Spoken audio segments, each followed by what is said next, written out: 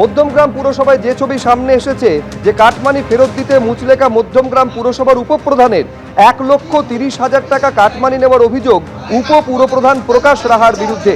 টাকা ফেরত চাইতে উপপুরপ্রধানের বাড়িতে চড়াও হন টোটো চালকরা। টোটো চালকদের থেকে নেওয়া কাটমানি ফেরত দিতে মুচলেকা মধ্যমগ্রাম পুরসভার উপপুরপ্রধানের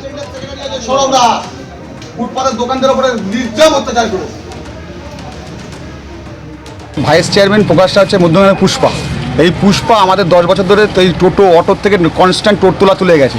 সেই টাকা ফেরতের দাবিতে আমরা আজকে ওনার বাড়ি ঘেরাও করেছিলাম এবং উনি লিখিত দিয়েছে যে আমাদের 1-1.5 মাসের মধ্যে উনি আমাদের টাকা ফেরত দিয়ে দেবে। ভয়ে দিয়েছি আমরা এই টাকা। আমরা ওনাকে জম হবে না, পুষ্পা না দিলেও আমাদের উপরে চৌমাথা যে টোটো স্ট্যান্ড আছে তারা আমাদের উপর অত্যাচার করতো, বাস দিয়ে মারধর থেকে শুরু করে আমাদের বাড়ি মহিলাদের হ্যাকেল করতো।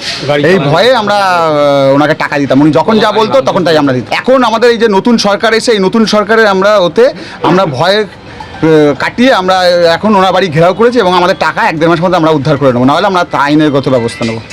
16 সাল থেকে উনি খালি যখন যেভাবে টাকা চাইতো আমরা দিতাম, ভয়তে দিতাম। না দিলে উনি ওই চৌমাথা জনকল্যাণ 2টো স্ট্যান্ড আছে, এই স্ট্যান্ডকে বলে দিয়ে আমাদেরকে মারধর করে চালাতে অসুবিধা করতো।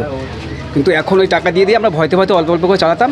এখন আমাদের দিন এসছে, উনি একদিন বলেছিল যে আমার সরকার যতক্ষণ আছে তোরা প্যাসেঞ্জার তুলতে পারবি না, শান্তি পাবে, তোদের যখন সরকার আসবে তোরা তখন যা ইচ্ছা করবি, এটা বলেছিল। সেই দাবিতে আমরা এসেছি, আমাদের টাকাটা আমরা ফেরত চাই।